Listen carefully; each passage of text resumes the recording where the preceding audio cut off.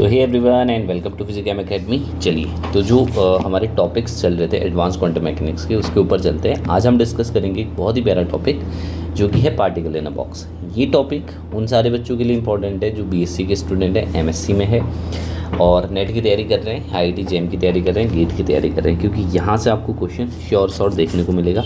तो पूरा complete derivation यहाँ पे डिस्कस किया जाएगा और क्वेश्चन किस तरीके से फ्रेम आप होते हैं उसको डिस्कस करेंगे। तो सबसे पहले तो हमें ये समझना है पार्टिकल इन अ बॉक्स का मतलब क्या है। देखो, हम पोटेंशियल के बारे में बात कर रहे हैं। मान लीजिए न्यूक्लियस है, ठीक है, तो एक इलेक्ट्रॉन न्यूक्लियस के चारों ओर किसी ऑर्बिट में घूम रहा है। Are you getting my point?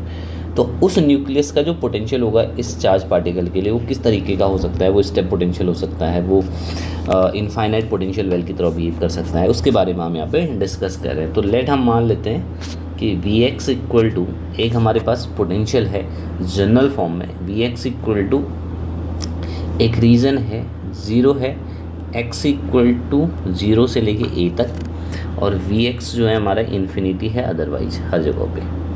इसको कहते हैं अनसिमेट्रिक पोटेंशियल वेल, ठीक है, इसको कहते हैं अनसिमेट्रिक वेल।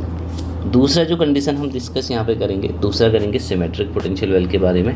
तो यहाँ पे जो पोटेंशियल है लेट है ना, और दूसरा लिखेंगे हम सिमेट्रिक वेल। तो सिमेट्रिक वेल में पोटेंशियल होगा 0, कहाँ से कहाँ तक, -a/2 से लेके +k/2 तक, और अदरवाइज ये हर जगह पे क्या होगा, इन्फिनिटी होगा। आई होप आप लोग इसको समझ गए होंगे। तो पार्टिकल इन अ बॉक्स जब हम समझेंगे तो इनफाइनाइट पोटेंशियल वेल के बारे में बात करेंगे और डिस्कस करेंगे सिमेट्रिक और अनसिमेट्रिक पोटेंशियल वेल। तो सबसे पहले चलते हैं अनसिमेट्रिक पोटेंशियल वेल में। तो मान लीजिए कि लेटर पार्टिकल, ठीक है, इनसाइड कहाँ पे है, inside a infinite unsymmetric well. तो हमारा पार्टिकल है। और एक और चीज़, अगर आप जो है वीडियोस देख रहे हैं तो मेक श्योर इसको जो है लाइक कीजिए, और जो मैं नीचे कमेंट बॉक्स में मैं अपने ऐप का लिंक दे दूंगा, वहाँ पे आपको फ्री डाउनलोड के लिए असाइनमेंट्स, नोट्स, वो सब कुछ अवेलेबल है, ठीक है। कोर्सेज भी अवेलेबल है। If you want to purchase you can purchase full and complete courses for IIT JEE. और अभी सीयूटी के लिए, नेट के लिए बहुत जल्दी मैं वहाँ पे अपलोड कर दूँगा। अभी तो नहीं है, ठीक है, but we are on that process. हम उस प्रोसेस से गुजर रहे हैं, तो we will do it fast. So now let a particle we have, है ना, that particle in the inside in unsymmetric potential well, इसके अंदर है हमारे पास। तो अगर मैं डिस्कस करूँ यहाँ पे, तो you can see the potential can be like looks like this. x equal to 0 से लेके x इक्वल टू a तक, ये x है, ये हमारा Vx है, ठीक है, पोटेंशियल की लाइन है। तो ये यहाँ पे वेव फंक्शन 0 होगा क्योंकि ये वेल पोटेंशियल इनफाइनाइट है। क्लासिकली ये हमारा फॉरबिडन रीजन है, ये भी फॉरबिडन रीजन है। ये दोनों अलाउड, ये अलाउड रीजन है x इक्वल टू 0 से a तक, क्योंकि यहाँ पे अगर कोई पार्टिकल आएगा, मान लीजिए ये पार्टिकल की एनर्जी है तो E लेस देन v है, ठीक है। तो हमारा पार्टिकल कंडीशन ये है। क्लासिकली हम बात करें, पार्टिकल हमारा इस रीजन के अंदर है, इससे बाहर नहीं जा सकता है। क्वांटम मैकेनिक्स में पॉसिबिलिटी है क्वांटम टनलिंग की, बट क्लासिकल मैकेनिक्स में ऐसी कोई प्रोबेबिलिटी नहीं है, ठीक है।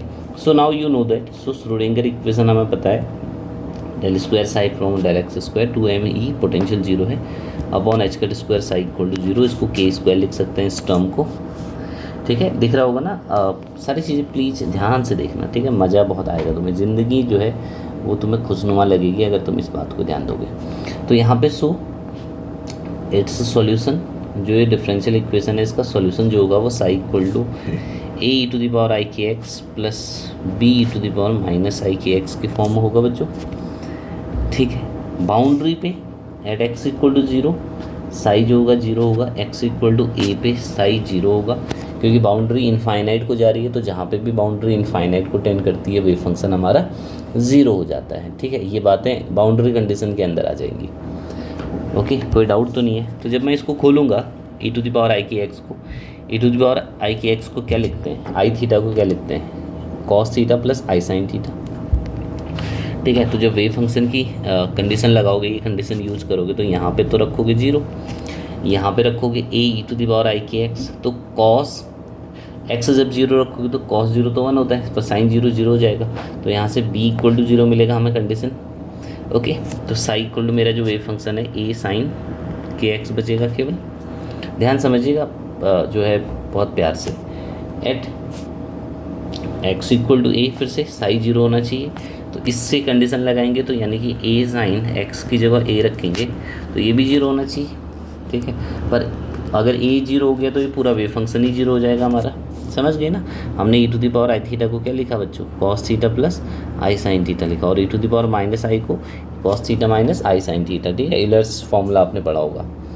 तो यहाँ से इसका मतलब ये जो साइन थीटा है वो जीरो होना चाहिए, तो के ए किसके बराबर होना चाहिए, एन पाई के बराबर, है ना। के एन पाई के बराबर होना चाहिए, तो के बराबर एन पाई बाई ए होना चाहिए। आई होप ये जो है बात अच्छे समझ में आ गई होगी, ठीक है। तो यहाँ से के की वैल्यू इतनी है, तो के स्क्वायर हमें पता था, के स्क्वायर कितना था 2me upon H cut square. यहाँ से इसको, ठीक है, n square pi square upon a square लिख सकते हैं। तो व्हाट वी गेट, हमें क्या मिलेगा, हमें यहाँ पे एनर्जी की आइगन वैल्यू मिल जाएगी। समझ पा रहे हो। अगर मैं इस वेव फंक्शन को ध्यान से थोड़ा सा नीचे को देखूँ तो यहाँ से एनर्जी की वैल्यू जो है nth स्टेट में एनर्जी मिल जाएगी n square pi square h cut square upon 2m a square. तो ये है पार्टिकल इन अ बॉक्स जब होगा तो उसकी एनर्जी का formula. Okay, any doubt please you can tell me. अब हमारा जो वेव फंक्शन है वो क्या है, ए साइन के एक्स आया है, ठीक है। तो जो हमारा वेव फंक्शन है सो हमारा जो वेव फंक्शन है psi equal to a sine k x आया है, तो इसको हम ए साइन के की जगह एन पाई एक्स अपॉन ए लिख सकते हैं भाई, है ना। ए sign N pi x upon ए लिख सकते हैं। अब हमें पता है कि हर एक वेव फंक्शन क्या होना चाहिए, नॉर्मलाइज होना चाहिए। तो minus infinity plus infinity psi star d x must be equal to 1। पर यहाँ पे माइनस इन्फिनिटी टू इन्फिनिटी नहीं रखेंगे क्योंकि वेव फंक्शन तो केवल 0 टू ए के बीच में है, तो लिमिट 0 टू ए करेंगे, ठीक है। तो यहाँ से नॉर्मलाइजेशन कंडीशन लगा के ए मॉड स्क्वायर की वैल्यू आ जाएगी, कितनी आ जाएगी, ए इक्वल टू √2 विड्थ, जितनी भी विड्थ है √2 ओके। तो यहाँ से हमारा वेव फंक्शन आ जाएगा psi equal to a sine k x n pi x upon a, ठीक है। तो ये हमारा वेव फंक्शन है। nth स्टेट में हमारा जो वेव फंक्शन है वो इस तरीके से रिप्रेजेंट कर सकता है। ओके, मोमेंटम निकाल सकते हैं। अब आप इसको ध्यान से समझो, इस वेव फंक्शन को ध्यान से समझो। तो वेव फंक्शन बहुत इंपॉर्टेंट वेव फंक्शन है हमारे लिए। अगर मैं बात करूँ ग्राउंड स्टेट की, ठीक है, ग्राउंड स्टेट यानी कि n इक्वल टू 1 रखें, तो n इक्वल टू 1 रखने पे जो लैम्डा है, ठीक है, वो क्या आएगा, हाफ। तो यानी कि 0 से लेके a के बीच में केवल एक ही वेव होगी। भाई लैम्डा आप देख रहे थे ना, अभी तुमने लैम्डा की कंडीशन देखी कि लैम्डा इक्वल टू 2a/n है, तो n इक्वल टू 1 रखेंगे तो लैम्डा इक्वल टू कितना आ जाएगा, 2a आ जाएगा। तो a इक्वल टू λ/2, तो आधी वेव आएगी इसमें। n इक्वल टू 1 रखेंगे तो ये इसमें पूरा वेव आएगा ऐसे। तो ग्राउंड स्टेट है ये फर्स्ट एक्साइटेड स्टेट है, ठीक है। इसमें हमें क्या मिल रहा है, एक एंटी नोड मिल रहा है। यहाँ पे कितने एंटी नोड मिल रहे हैं, 2 एंटी नोड मिल रहे हैं, और एक क्या मिल रहा है, 3 नोड मिल रहा है, देखो, ठीक है। ग्राउंड स्टेट की एनर्जी निकाल सकते हैं, फर्स्ट एक्साइटेड स्टेट की एनर्जी निकाल सकते हैं, सेकंड की एनर्जी निकाल सकते हैं, थर्ड एक्साइटेड स्टेट की एनर्जी निकाल सकते हैं, फोर्थ की निकाल सकते हैं। ये बातें समझ में आ रही है ना, कैसे लिखते हैं, बाउंड स्टेट एनर्जी कैसे लिखते हैं। तो डिस्क्रीट एनर्जी पजेस करता है। The wave function is continuous and finite. तो हमारा जो वेव फंक्शन है वो कॉन्टीन्यूस है, फाइनाइट है। बाउंड स्टेट एनर्जी क्या है, डिस्क्रीट है ना, यानी कि E1 E2 E3 1 2 3 इस तरीके से है ना, डिस्क्रीट वैल्यूज़ मिल रही है ना हमें एनर्जी की फॉर एनी गिवन फंक्शन। जो एनर्जी है वो डिस्क्रीट वैल्यू मिल रही है। जैसे ग्राउंड स्टेट है पाई square h cut square upon 2ma square. First excited state है ना, n स्क्वायर होता है तो 2 रखेंगे तो 2 2 4 पाई square h cut square upon या 4ma स्क्वायर 2ma स्क्वायर। फिर सेकेंड एक्साइटेड स्टेट रखेंगे तो 9 पाई square h cut square upon 2ma square. ऐसा डिस्क्रीट वैल्यूज़ मिल रही है, देखो अलग अलग। ओके, और आप देख रहे हो पहले और सेकेंड लेवल के बीच में गैप 4 का है, सेकेंड और इसके बीच में 5 का है, तो गैप भी बढ़ रहा है। देखो एनर्जी स्टेट्स के बीच में जो गैप है, जैसे हाइड्रोजन एटम में बढ़ता है वैसे ही यहाँ पे भी इंक्रीज हो रहा है, ठीक है। The gap between the energy state, मतलब ग्राउंड स्टेट से फर्स्ट एक्साइटेड स्टेट, ठीक है। फिर हम अगले एक्साइटेड स्टेट में जाएंगे तो ये गैप क्यों होता रहेगा, बढ़ता रहेगा। ये देखो ये गैप। आई होप ये जो है बहुत अच्छे से समझ में आ रहा होगा। सर अगर क्वेश्चन सिमेट्रिक पोटेंशियल वेल का आ जाए तो क्या करें, ठीक है, ये तो आपने सही है, सिमेट्रिक पोटेंशियल वेल। तो पोटेंशियल वेल सिमेट्रिक है ना। मेरा पोटेंशियल वेल मान लो कैसा है, सिमेट्रिक पोटेंशियल वेल है। तो x इक्वल टू -a/2 से x इक्वल टू a/2 की लिमिट है, ठीक है। और ये हमारा पोटेंशियल है Vx, ये x है, ठीक है बाबू। तो यहाँ पे कंडीशन क्या है, वही है ना, बस कंडीशन ही तो चेंज हो रही है यार, सब कुछ तो सेम ही है, बस only the condition will change. तो अगर कंडीशन जैसे ही चेंज होगी, मतलब साई जब -a/2 होगा तब भी 0 होगा, और साई जब a/2 होगा तब भी 0 होगा। तो इस कंडीशन से हमें जो वेव फंक्शन मिलेगा वो अलग अलग मिलेगा, ठीक है। बेसिकली मुझे दो वेव फंक्शन मिलेंगे, है ना। जब मैं इसको सॉल्व करूँगा तो a sin ka/2 plus b sin ka/2 और फिर माइनस का। तो जब हम ये सॉल्व करेंगे तो याद रखना, है ना, मुझे जो कंप्लीट वेव एनर्जी जो है nth स्टेट की वो सेम रहेगी, n² π² h² 2ma²। बट जो वेव फंक्शन है वो साई इक्वल टू क्या मिलेगा, √2a साइन n पाई x/a। एक तो ठीक है हमारा ये मिलेगा जब n क्या होगा 1 2 3 4 5, पर यहाँ पे कंडीशन ये है ऑड और इवन की, ठीक है। ध्यान रखना हमारा वेव फंक्शन साइन भी मिल सकता है, कॉस भी मिल सकता है। वो हमें कहाँ से पता चलेगा, कहाँ से पता चलेगा बताओ हमें, इसको देख के देखो। n इक्वल टू अगर 1 2 है, 4 है, 6 है तो ये मिलेगा।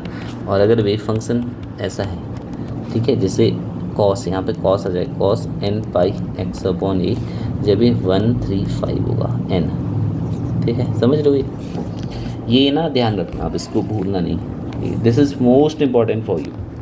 अगर हमारा पार्टिकल मान लो ग्राउंड स्टेट में, तो कौन सा वेव फंक्शन यूज़ करेंगे, कॉस वाला यूज़ करेंगे सिमेट्रिक पोटेंशियल वेल में। सारी कैलकुलेशन इससे होगी, ठीक है। एक्सपेक्टेशन वैल्यू निकालनी है किसी ऑपरेटर की, एनर्जी एगन वैल्यू निकालनी है, कुछ भी निकालना हो तो कॉस यूज़ करेंगे।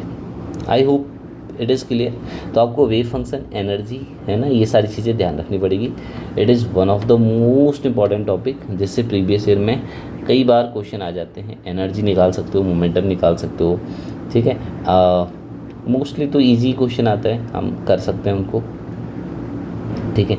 कंबाइंड वेव फंक्शन आ सकता है, ठीक है। हार्मोनिक ऑक्सीलेटर का वेव फंक्शन आता है। तो क्वेश्चन की कोई लिमिट नहीं है। कंसेप्चुअली अगर मेरा जो है चीज़ें क्लियर है तो मैं उस चीज़ को सोच सकता हूँ, ठीक है। बात अभी भी वही है, अगर हमारा कंसेप्ट ठीक है तो we can think, we can learn and we can operate the things, okay. तो पूरा मैंने डेरिवेशन आपको समझा दिया है। आई होप पूरा डेरिवेटिव पार्ट जो है एमएससी के स्टूडेंट भी कर पाएंगे, those who are in BSc वो भी कर पाएंगे, सारे बच्चे इसको आसानी से कर पाएंगे, ठीक है ना। और कोई डाउट, कोई मन में शंका